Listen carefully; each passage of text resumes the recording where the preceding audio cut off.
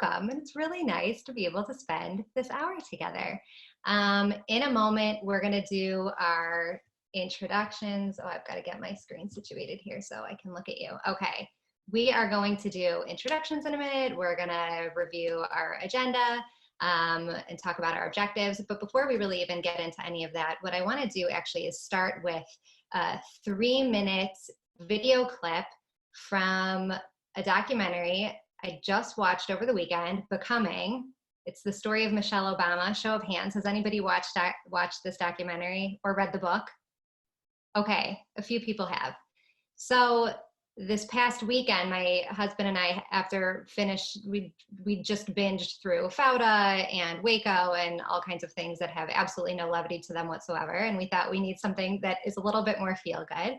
And we came upon this documentary, and not even 10 minutes into it, I was like, oh my gosh, this frames, it paints the need actually for the session that we're about to have so beautifully, and it so incredibly articulates the relevance and reasoning for why we're here together. And I've developed this content, and I think that there's some really meaningful stuff for us to talk about today. So I'm going to let Michelle Obama guide us through that for about 3 minutes, and then we will go from there to establish our time together. So Haley, all you, as soon as you want to hit play.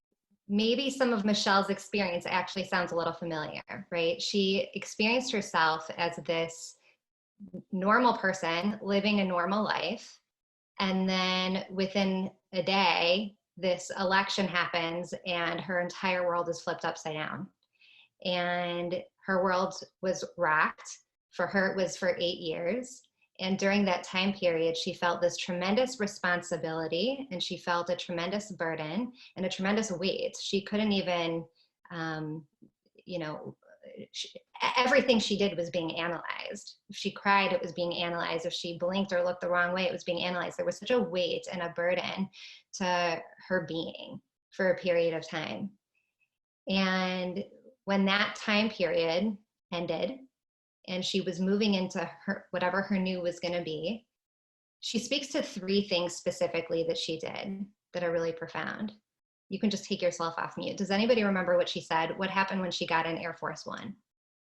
The day they left the White House, she got in Air Force One. Does anybody remember what she said, or did anyone catch that? Yeah, Robin. She said she sobbed, but I don't know if that's what you were. Yeah, that was it.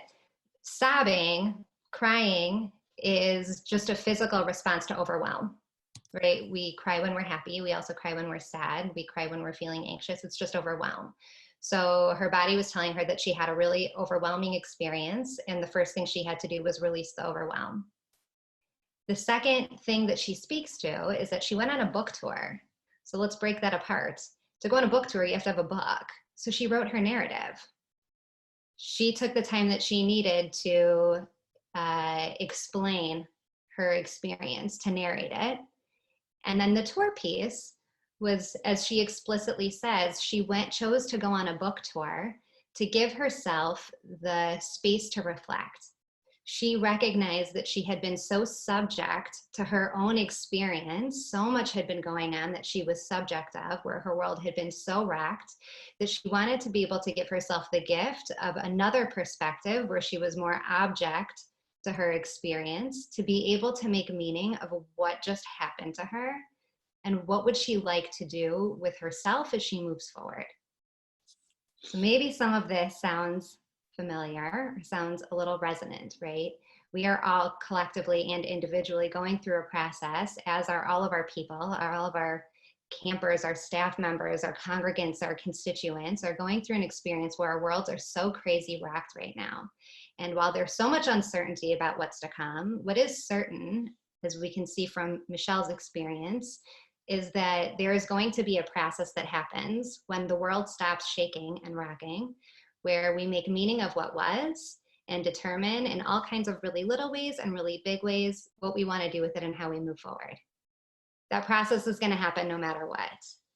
We can let it happen on its own and cross our fingers and hope that we come out better and that our Jewish community comes out stronger, or we can really lean into the process with intentionality and think about how do we want to make meaning of this, support ourselves and one another, so that actually we can take a little bit of control over coming out of this as better versions of ourselves, better versions of our communities, our organizations, of the Jewish people. We can take a little bit of control over that to come out better than if we just cross our fingers.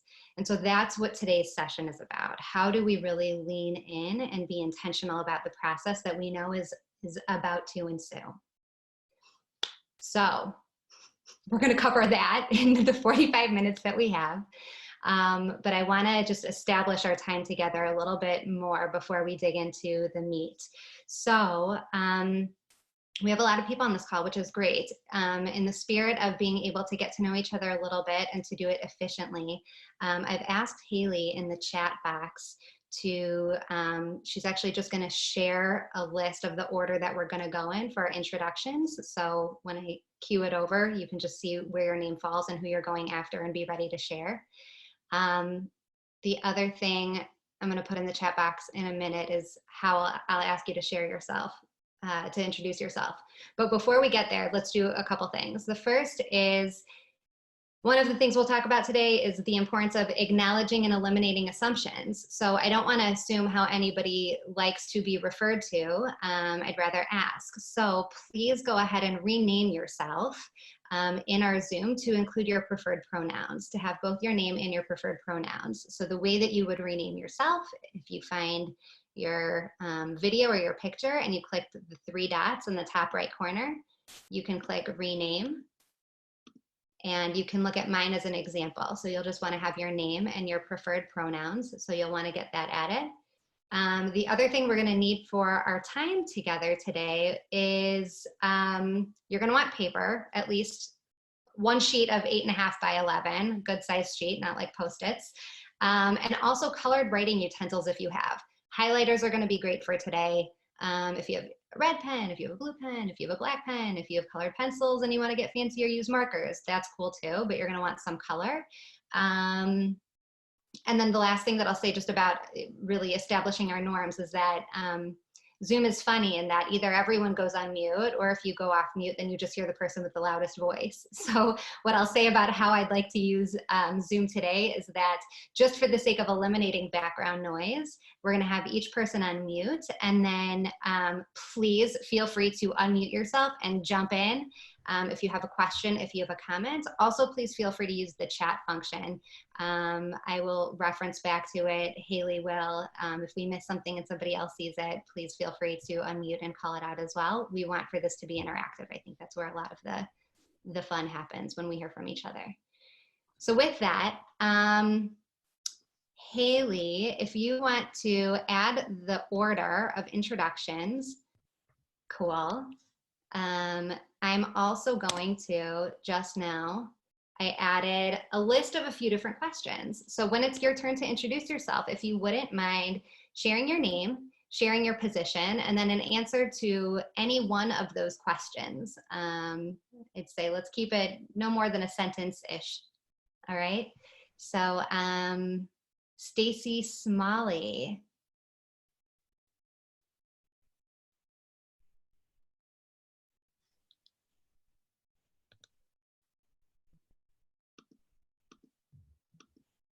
I actually don't see her, so we'll come back to her if she joins us. Aaron Robin, let's get started with you. Sure, my name's Aaron Robin. I'm the executive director of BBYO Passport, the travel arm of BBYO. A thought or question on my mind right now is why everyone keeps referring to this as the time of uncertainty, when in fact I feel that the times before this were equally uncertain. It's just how we see it. And if we can see this as also certain that there is no certainty, then it helps us feel a little bit more calm in our world. A word to describe how you're feeling in this moment, just calm. A person or group or community you want to help. Aaron, I'm actually going to interrupt you because you're good to go. If we want to each just pick one of the questions. Sorry if I didn't make that clear. I'm sorry, I misunderstood that part.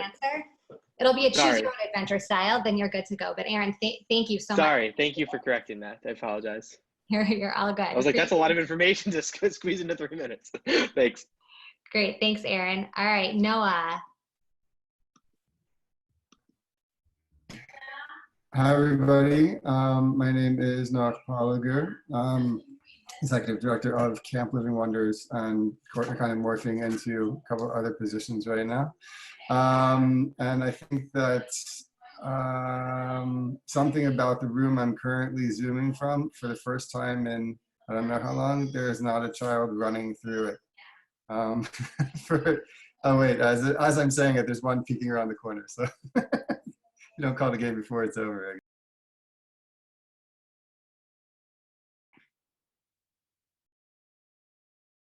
By the way, I'm very grateful for that, the fact that my kids are running through usually, so I don't have a problem, but it's a miracle that I'm on a call and no one's running.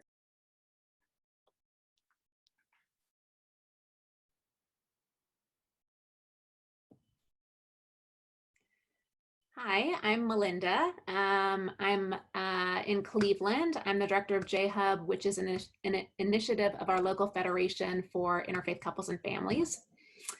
And I'm feeling heavy emotionally.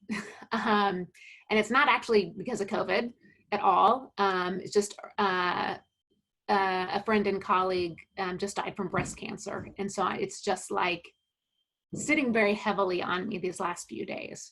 So I'm trying to like switch headspace. Hi, I'm Robin Kahn. I'm in Boston, and I am really appreciating a very, very big windows in the room that I've been Zooming from for the past, I guess, 10 weeks. And especially noticed a lot about a tree outside my window that I've never noticed before.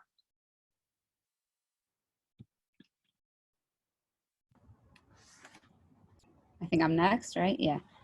Hey, Robin and Melinda and Aaron. I'm SD Hecht. I'm in Washington, D.C. I work with Chabad AU at American University, as well as Hebrew School to You, which is a tailored Jewish education program throughout the city. And I was listening to everyone else, so I didn't think of my answer beforehand.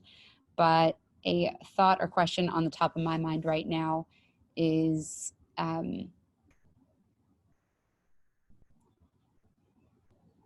to balance taking advantage of all the new opportunities that are available without becoming overwhelmed by all of them, making wise choices about which opportunities to take advantage of. Hi, my name is Amy Braham. My pronouns are she, her. I am the Director of Creative Initiatives for the Association of Independent Jewish Camps. And the group community that I'd like to help tends to be the last community to ask for help, which is the exec directors and leadership staff at summer camp.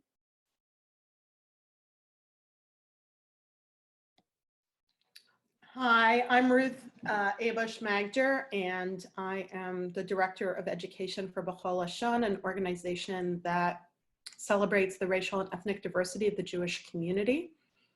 And one of the things that I am really struggling with right now, partly because I work remotely, but from Atlanta, Georgia, is how we are going to navigate as leaders as things open up, because I understand that that's not the case in the rest of the country, but for us here, that is. And how do we navigate the tensions between the different needs at a time when we don't necessarily know what the right answers are to give people?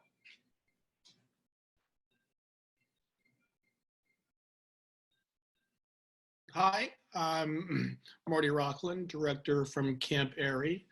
I'm from Ellicott City, which you might have seen on the Gordon Ramsay program last night. They redid our town and some restaurants, and it was pretty cool to see familiar faces on TV. I'm eager to help our camp community, because whatever happens this summer, it will be the first time it has happened and looks like this. And I guess just by title and position, they're going to look to me and our team for answers, and I want to do the best I can to guide people through it. Hi, I'm Jamie Reich. I'm from Toronto, the National Director of Outreach and Programming for the Canadian Jewish Political Affairs Committee. And a thought that's on the top of my mind right now is just how before all of this, how much we really took for granted, and not necessarily only the good and the positive things, but the routine and the more negative things too, you know, the things that we just took for granted of, okay, I'm gonna run this same program year after year. And so kind of appreciative for not taking things for granted. Hi, I'm Rabbi Yocheved Mintz. I'm Abby's grandmother. I'm in my office where I have been for the past 2 months. I'm feeling a little bit of the overwhelm that leadership has when you are expected to be, to emulate good leadership while balancing the burden of losing dear friends. I lost another one yesterday, and it's a difficult trip to carry while you're still jonesing for your family.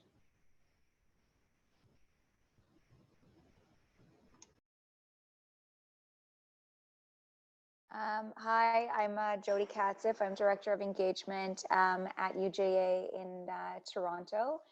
And something that I guess I'm thinking about, and a question is sort of like, what is the next step? You know, like what happens from here? I know that, you know, normally is not going to exist. So, you know, what is that new normal? You know, how do you navigate that? What does that mean in so many different ways? Hi, everyone. My name is Aaron Jacobs. I run Diller Teen Fellows here in Los Angeles, and this is Mr. Feeney the dog. He only bothers me while I'm on Zoom calls, so I apologize for the distraction, but hopefully he'll add to the conversation. And the thought or question on the top of my mind right now, it's what keeps me up at night, and I'm really wondering if John Krasinski is really the mensch that he appears to be. If you've watched his show, Some Good News, SGN, I look forward to it every Sunday, and I just found out that this upcoming Sunday is going to be the last one, I guess, for a while. But my hope is that all of these creative initiatives, such as SGN or, you know, the things M Squared's offering or other things that our communities are coming up with, what does it look like once we come out of this dark time? How are we able to continue to offer these opportunities and keep spirits up and come up with creative initiatives?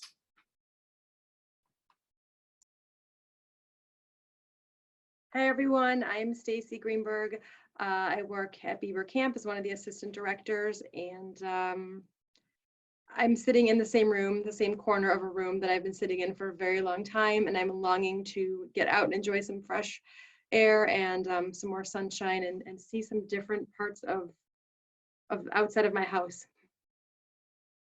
Hi, I'm Serena Gerson. I work at the Chicago Federation in Community Outreach and Engagement, and I specifically focus on teens. And something I'm thinking about is the different types of constituents that we work with and all of their different needs, both the staff who work for me, the camp community that we're supporting, the teen serving organizations like youth groups and cohort-based programs and synagogues, and the amount of support and the ways that we can support all of those different needs and the constituents that they're serving.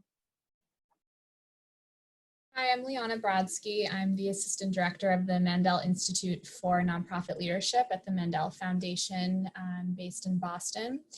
And similar to some others, a question that really is on my mind is how will me and I guess my team and I be able to make a decision on just gathering again in person. A lot of our programming is based on seminars and gatherings. And so how do we, like, how many factors will play into those decisions? Are we even gonna be able to make a confident decision on something like that?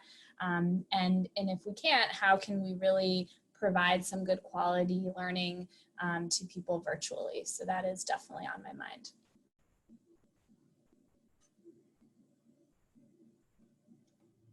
Hi, everybody. I'm Simcha Cohen. I'm the Assistant Director of Herzl Camp. up in the upper Midwest, Minnesota and Wisconsin.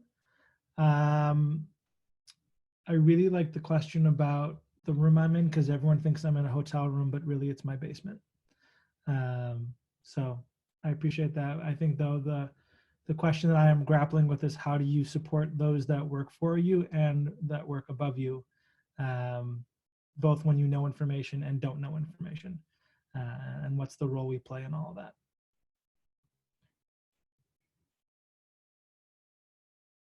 Great. Thank you guys. And Simcha, that's actually a really perfect segue into where we're going to go from here. Haley, feel free to move ahead to the next slide, please. There were actually a lot of themes that I heard in our introductions. Each of us individually, maybe not all of us, and I think to varying degrees, but are going through a lot. There's a lot of grief that's taking place right now. And so there was almost this theme of, how do I support others or make sound decisions with while being able to separate what I'm experiencing from what others might be experiencing or needing. And so my hope is that we're going to start, that's a process. That's not going to happen in the next half hour in full, but my hope is that we'll start to chip away at some of that during our time together. So, okay, we're going to do 3 things in the next half hour. The first is going to focus around psychoeducation, which I think is a funny word of saying basically education and teaching around psychological principles. Just by show of hands, I'm curious, is anybody familiar with the ecological systems framework? Just if you want to raise your hand. Okay, cool. So this is actually going to be new to, I think, everyone. Awesome, great. We're going to use that framework to do an exercise around some of our own introspection and personal mapping. And then it's going to be the, so what now, what do we do with this information, given that there are communities we lead and people who we'd like to be able to help and support navigate this time. Haley, go for it. Please, thank you. Cool. Okay, so this is the model. We're going to start with the ecological systems framework. So the gist of this is that Uri Bronfenbrenner is the name of the psychologist who developed this framework mid-20th century. And what this posits is that as people, we have an influence over our environments, and likewise, our environments have an influence over us and how we operate. It's actually that simple. What I really like about this framework and this model is that Bronfenbrenner took something as big as the word environment and broke it down into smaller, more bite-sized pieces. So this is a way we might think about how we as people interact with our environment and influence our environment, and likewise our environment influences us. So let's define what it is we're looking at. So the little outline here of a baby, he did a lot of his research on babies and child development, and the theory continues on through adult development as well, is that little person in there we might refer to as the microsystem. So this is somebody's relationship that they have with themselves. So this is somebody's age, their identity, their gender identity or sexual orientation. This is their health status, knowledge, beliefs, attitudes. This is how somebody identifies and defines themselves. And by the way, in a minute, I'll show you an example of my map of each of these. So it'll give you some examples to put to this on a human level. And then where we're going is you're going to make the map for yourself of your own ecosystems. After the microsystem would be what you see in the orange there, which is the mesosystem. So this is somebody's environment that they interact with most directly. So for this baby, it could be their parents, it could be their childcare provider or their neighborhood. For us as adults, maybe this is our immediate family, our pets, our employers, our neighborhood where we live right now, or a community that we frequent often, if perhaps our synagogue or some place that we frequent and interact with directly. The level beyond that would be the exosystem. Here it says regulatory structures. That feels like a little heavier jargony to me. I just think about that sort of as like the umbrella, right? So a practical example of this for me, if I'm a camp professional, my meso system is my employer. That's the camp I work for. And then the exo system could be the Foundation for Jewish Camps. It could be the Association of Independent Jewish Camps. This is the umbrella that houses, or the affiliate partner that supports whatever is in my meso system. Then at the biggest level, we have our macro system. This is the Jewish community at large. This is the American government. This is public health and COVID-19. These are things that are happening in our world and environment at the biggest level and scale that we have the least direct influence over or contact with, and yet, by means of this framework, still impacts us and we still impact it. I'll stop there for just a moment and give anybody an opportunity, if you'd like to take yourself off mute, if you want to clarify, if you're looking for any clarification. And I'll show examples in a minute. Cool. All right, Haley, feel free to go on to the next slide. This is my ecosystem. So this is mine as an example. And it starts in the microsystem with how I filled this out. As I put my age, I'm 33 years old. I identify as being career driven. I put a clock in there because I find that I spend a lot of my time in a daily basis and also sort of existentially thinking about how I'm managing my own time. That's a thought that's relevant for me. I'm a mom. I've got 2 little kids. I wrote my value definition. I've spent a lot of time, particularly in the past 9 weeks, thinking about what my values are and how I live them each day and how it influences choices that I make. I put exploring my purpose. I don't read a lot, but the things that I do read, and clearly we saw a clip from Becoming, the videos and movies I like to watch are really tied to that theme. What is my purpose? So this is part of who I am and how I identify on the most micro level. My next level is my mesosystem. So here I put Zach, that's my husband's name, Maya and Isla, my daughters. I put my local family, which for me is separate from my non-local family. Both of them for me exist in places where I interact with them fairly directly, but they're in 2 different places, which is of relevance to me. I put board obligations. I sit on 2 different boards, and I've been interacting with them a lot lately with high frequency. And then I put camp, I put the team I work with, I put the staff who I supervise, and I put my supervisor, all as relevant and important people. Exosystem, moving beyond that, greater camping community. I put major family milestones. That's sort of its own noun as a thing.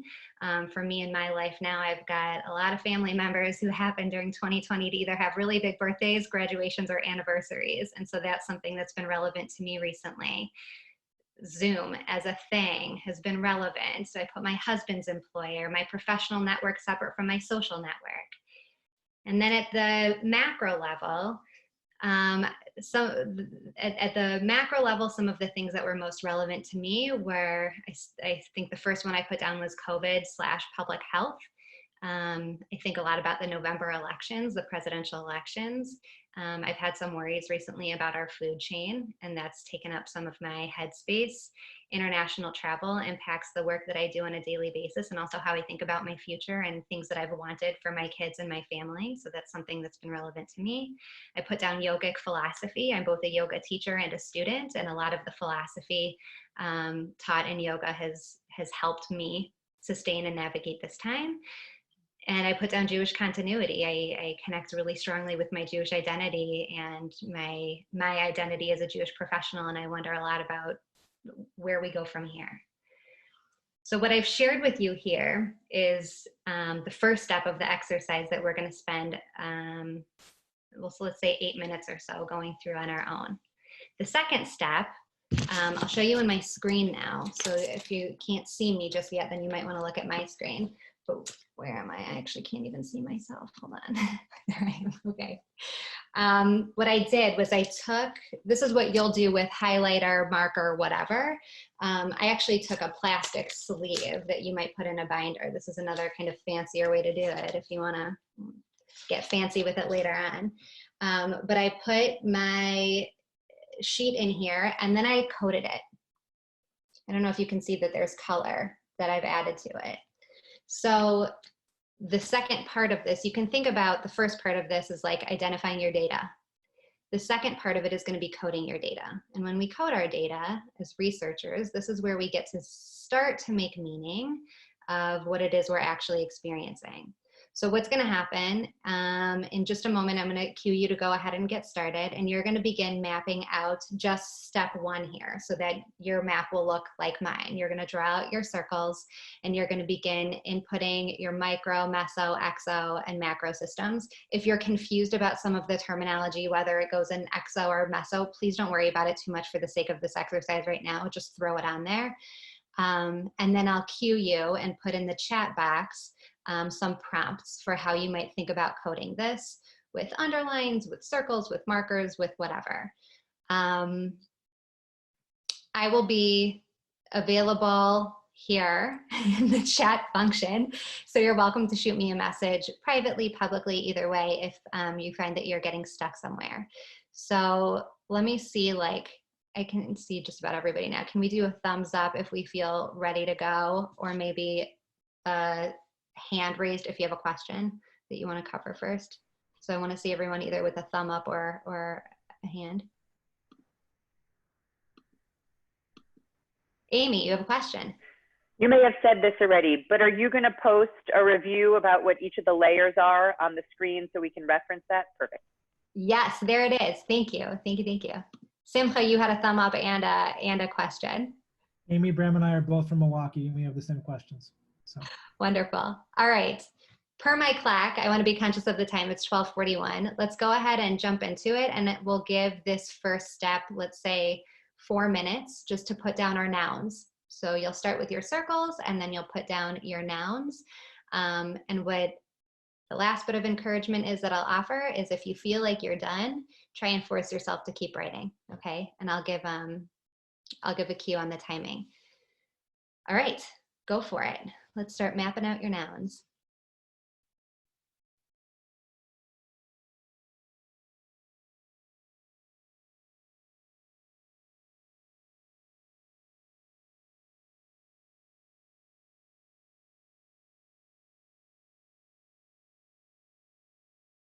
I'm sorry to interrupt. I forgot an important cue. You are not going to be required to share any of this at all.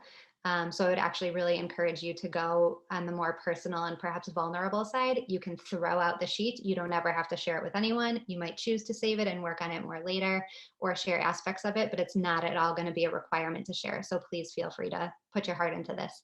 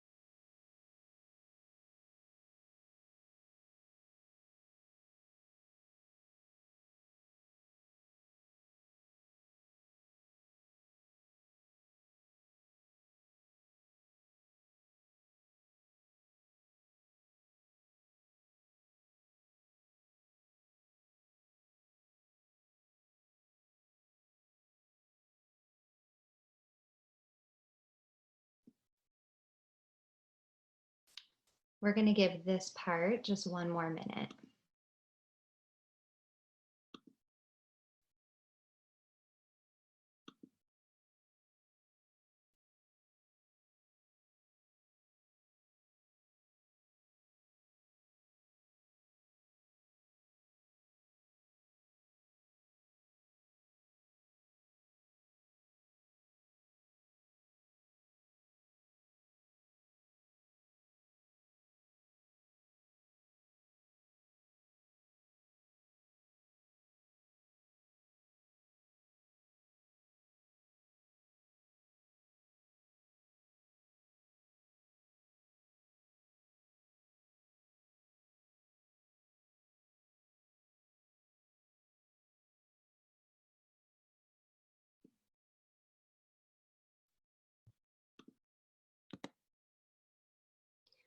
So in the chat box now, I just put down the instructions for the second step to this. So kind of like in our intros, how I offered up a number of questions and there was an opportunity to answer one of them. Here I've given a number of different prompts, and I would encourage you to pick fewer rather than more. I would say maybe in the ballpark of 2 to 5, depending on how deep you want to go or where you're at. And you want to start to code your map. So you might think of taking a highlighter and highlighting everything that you look at that you find yourself grieving through. You might want to take a red marker and circle everything that brings you hope, right? So using different symbols and colors, I want you to start to literally add the color commentary to your map. And we'll take about another 4 minutes to do that part. And I'm here in the chat function if there are any questions.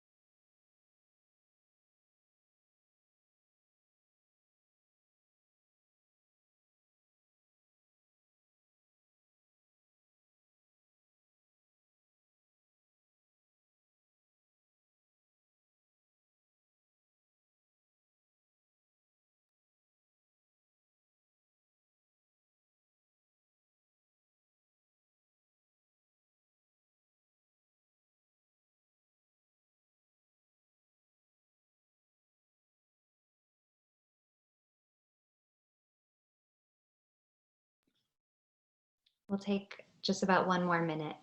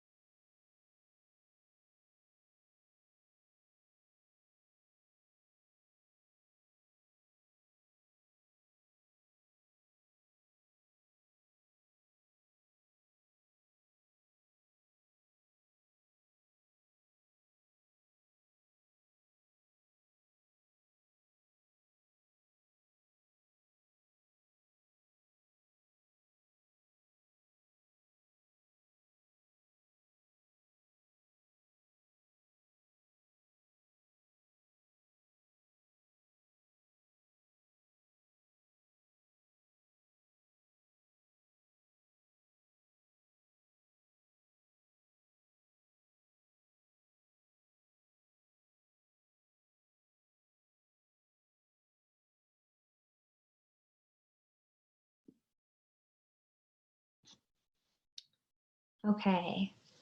I'm going to invite everybody back to the group, and I'll acknowledge that this is a form of reflection and introspection, and it's an exercise that any of us individually could spend an hour or two on. So I acknowledge that, and we're going to pause at this point. Of course, it's here for you if you want to continue it further on your own, post-call, one-on-one, small groups. We can talk about all those things. But for now, I guess I want to ask the question of, for anybody who is comfortable sharing to any degree of depth, how do you interpret your map?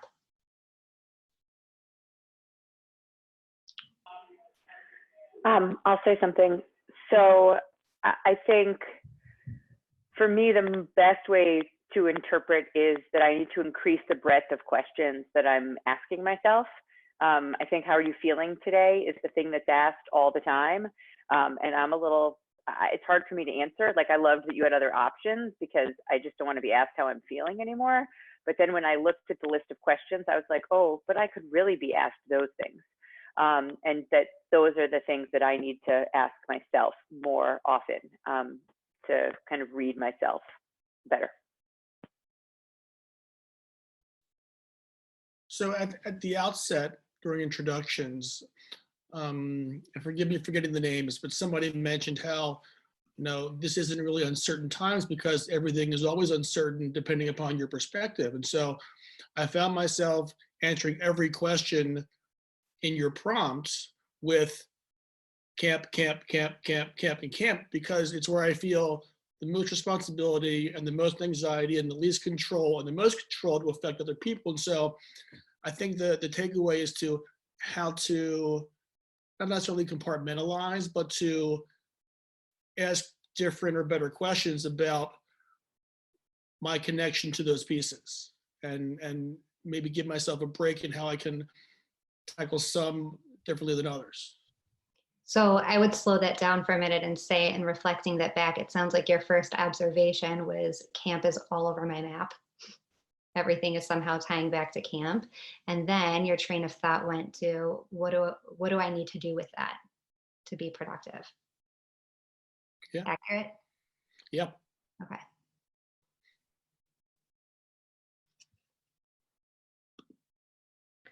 I was going to share an observation about the maps. I found that the inner circles had way more nouns in them. They were more crowded than the outer circles. And when I reflected on it, it showed that those were things I had a little bit more control over, that I felt more confident in right now. The other things were more scattered, of kind of like what Marty said, like all the camp stuff was all over the place, but the inner stuff I could focus on a little bit more and have some control. So your first observation in that case, Stacy, was that the volume of content that you had was more centralized in your map. And then your interpretation of that was, I find myself focusing more on the things I have control over. Mm-hmm. Okay. Yeah. So I want to move this And to, Haley, you can move actually to the second to last slide, to the now what piece. Because all that we did for 10 minutes was go through an exercise where we actually just held space for ourselves. That's all we did. We did the best that we could to limit distraction or noise and to actually just narrate our own experience and put it on paper. And already some insights started to arise, whether it was around where the overwhelm is or where most of my attention lies, right? All we did was hold space for ourselves, put it on paper, and validate it. So the question that I have for this group is, based on what you've heard from each other and the relationships that you have with your own staff, campers, congregants, people in your life who you'd like to be able to help, how can you help others make meaning of their own experiences?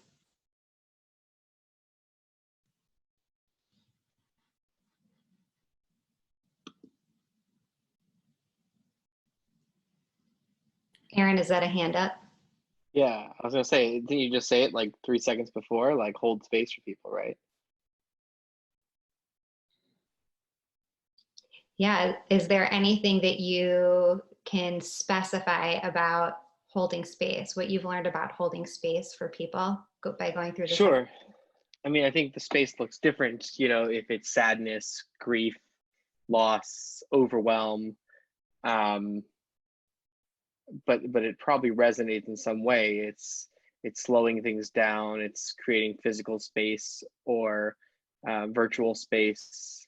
You know, it's keeping the eye contact. It's listening and hearing, reflecting back, but not in a way that's like being a counselor. You know, it's just sort of like, that must be really tough, but not, you know, what I hear you saying is that it's really tough for you. Yeah, a lot of people like reframing, and you can offer the opportunities like, would you mind if I reframe that for you? And certainly not if somebody recently passed away, you know, God forbid, with something serious, but you know, a friend of mine, you know, had broke up with a relationship that he had, and I said, you know, would you mind if I reframe that for you? And he's like, wow, that was very helpful, thank you.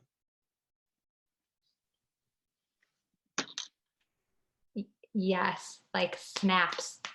Camp world, we always snap when we want to say like ditto that. I think a lot about this is just the power of holding space, not overcomplicating, not working ourselves too hard, but what does it mean to actually just hold space and what power there can be in that.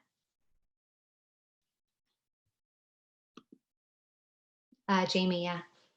Yeah, I just want to kind of, in addition to what Aaron was saying, is I think also, you know, to hold space for other people is a lot easier to do once you have held that space for yourself and thought of all these things for yourself, and then you're all of a sudden more open to thinking about, you know, if I'm dealing with all of this, other people are too.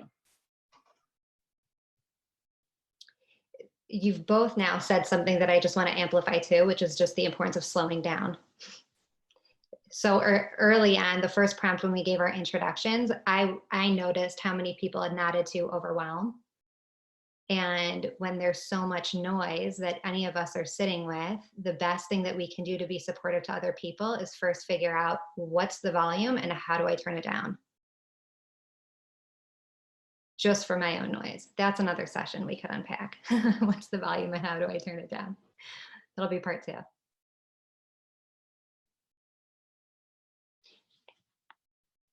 Anybody else with a final thought or reflection? Oh, Ruth, yeah. So I think that one of the things that, first of all, this is great. I love this exercise, and it's helpful for me personally to take this moment. I'm just going to note that there was so much in my head to begin to unpack, and nobody is asking me these questions. I don't mean, I'm not like upset or anything, but it was able for me to notice. So I think that this takes a little bit of time. I've noticed when I do things online where I'm holding groups, people are just shocked that anybody actually cares to have that being held. And even just that ask is a lot of people at this moment sometimes, that they don't even know how to let go of all the fear and tension that they're feeling to be able to do the work of being held or being in community together. But one piece that's hard for me is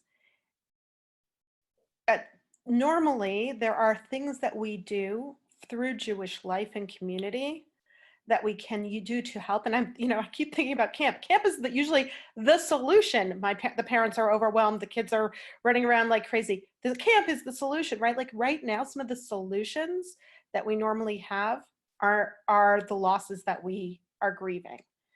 And that, I think, is one of the places where the complexity and the challenge I see for us is that we're no smarter than the people we're trying to help and hold about how to go forward. Normally, we have enough expertise in our quivers that we have some great arrows. Like each of you, I mean, the things that you do, it's amazing, right? But now you can't do those amazing things that you've spent all these years doing. And so what is it that we offer? Apologize. What is it that we offer? And so I get anxious even when, even as I do it, and I thought what Erin said was really right, like just holding, but I'm also aware of that really profound challenge right now. I'm going to give some snaps to that too on a lot of levels. I want to respond to one thing that you said because I think it's really, really important, but I'm going to sort of cut myself off before I do that and just acknowledge it's 1 Central Time. It's of the hour wherever you are. And I know that the session is scheduled for an hour. I'm very appreciative of everybody who's spent the hour with us so far. I'm happy to stay on and continue the conversation. Haley, is that okay for us to spend a few more minutes for whoever is available? Okay, cool. And no hard feelings whatsoever if you need to jump off. I know we all have a lot pulling at our time and attention now. So if you do need to go, thank you for being here, and I hope to be seeing you soon. In response, Ruth, to what you just shared, the piece that I really want to amplify is you said, I tried to write it down verbatim, we are no smarter than the people we help and hold. Yes. As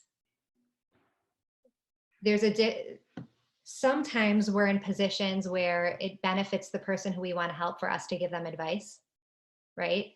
But one of the impacts of giving somebody advice or guidance is that they then see us as someone who maybe they can really depend on for advice and guidance, which could be really cool and helpful to them.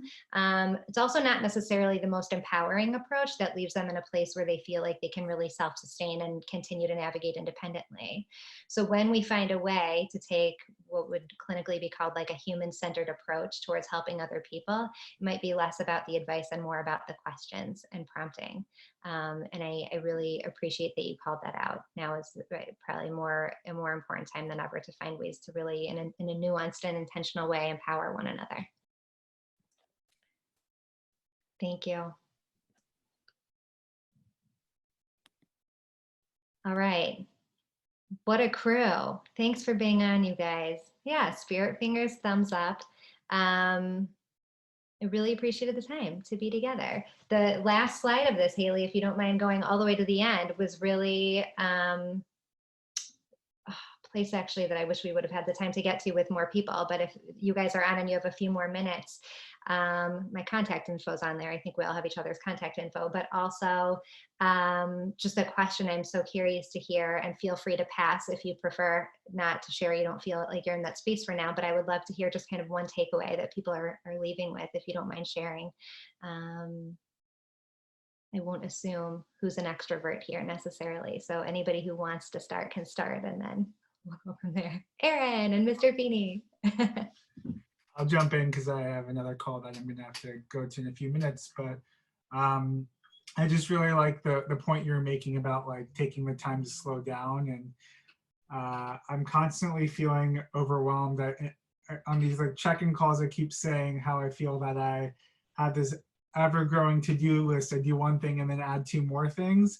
And like that's been the case since all of this started. And which is good to stay busy, but at the same time, you know, I think it is important for our own sanity and to be the most productive to take times like this to slow down and really process what's going on and how we can be most effective. And so I really enjoyed this activity. I think it's very relatable and something that I can definitely do with, you know, my learners. And appreciate your knowledge and time in putting this together. You're so welcome. I'm so happy you were here. Thank you. Thanks, Erin. I agree with Erin and was going to say, you know, the same thing about just taking, you know, the opportunity to slow down. I texted Erin before this session saying I'm so frustrated with my colleagues, and I'm like really looking forward to just like an hour where I'm not thinking about them, where I'm thinking about me. So this was really great. Yay, personal time. It's so important, and slowing down. Totally. As I mentioned to you in our private conversation, I was astounded to see how many of the items were emotionally draining. Who knew? And it made me think immediately that this rabbi needs a rabbi. I've always wondered how rabbis do it, and I think it in some ways might apply to more of us than just rabbis, but there's no off button. We actually do have our own mashpia ruchanit, spiritual leaders as well. But it was very revealing, and I have to say I'm super proud. You did a great job. Thanks. Yay. All right. Thank you guys so much. I hope to be seeing more of you soon. Have a peaceful day. Move slow. Can I just jump in real quick and one last thought? Yeah. I feel like I'm not a rabbi, so I don't know, but I feel like being a rabbi connects directly with your opening with Michelle Obama, like always being on, never really having, always in the public eye, always being watched. I mean, you could say that about being a camp counselor and a mentor for, you know, youth. You're always under the eye as well. But I'm glad to know that there is a network for rabbis to also process and have guidance as well. Take a little break. And thanks again. All right. Thanks, Abby. Thank you, guys.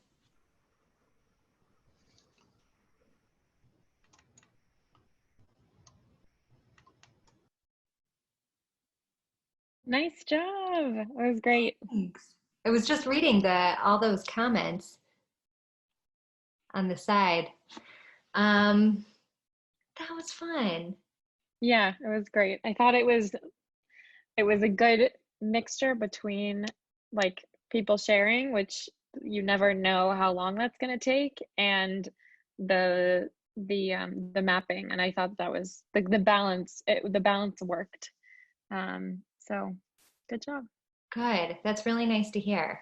I feel like there's never enough time, and I would have loved to have heard more from people at the end, but round one, and you do what you can. Yeah. Let's see. Question. Hold on, I'm just gonna pause the recording. I know, I'm just realizing.